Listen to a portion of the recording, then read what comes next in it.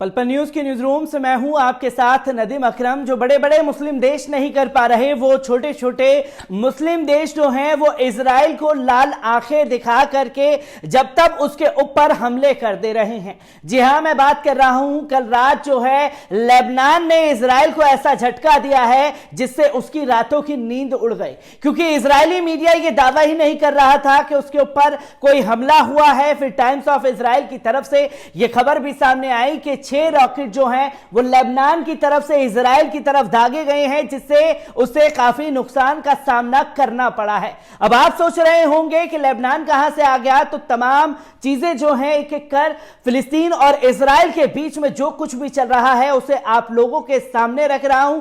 और उस रिपोर्ट को जानने के लिए पिछले रिपोर्टों को भी देखना बहुत जरूरी है, क्योंकि लेबनान ने एक ऐसा कदम उठा दिया है जो कि एक मिसाल बन गया है और मुस्लिम देशों के लिए भी। जो कदम लेबनान ने 6 मिसाइलें दाग करके इजराइल को सबक सिखाया है। जो दावे किए जा रहे थे वो दावे असल में खोखले हैं, क्योंकि आईडीएफ की रिपोर्ट की तरफ से उन्होंने साफ तौर पर कहा कि लेबनान के रशाया अल-फुकर शहर की तरफ से ये 6 मिसाइलें दागी गई हैं, जिससे इजराइल को नुकसान हुआ है। और ये इसलिए दागी गई हैं क्योंकि कल जिस तरह से स्ट्राइक इजराइल की तरफ से गाजा में किया गया, जिसमें 200 फिलिस्तीनी शहीद हो गए, जिसमें 58 बच्चे 34 महिलाएं शामिल थी, तो उसके बाद से के लिए एक लोगों के दिलों में गुस्सा था और लेबनान ने रात होते होते इजराइल को आईना दिखाने का काम किया है। और इससे पहले कस्साम ब्रिगेड ने जंगी जहाज को उड़ा करके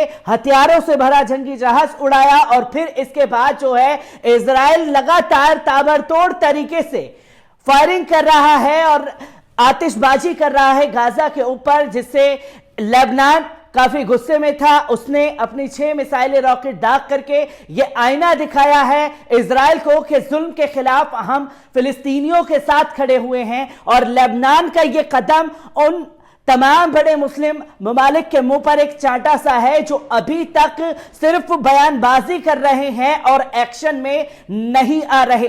तो लेबनान के इस कदम से एक हड़कंप जरूर मचा है, और लेबनान के इस कदम को देख करके कौन से मुस्लिम देश आगे आएंगे, यह भी एक देखने वाली बात होगी। बने रहिए पल पल न्यूज के साथ, हर एक रिपोर्ट को आप लोगों के साथ यूं ही साझा करता रहूंगा। दीजिए इजाजत, शुक्रिया।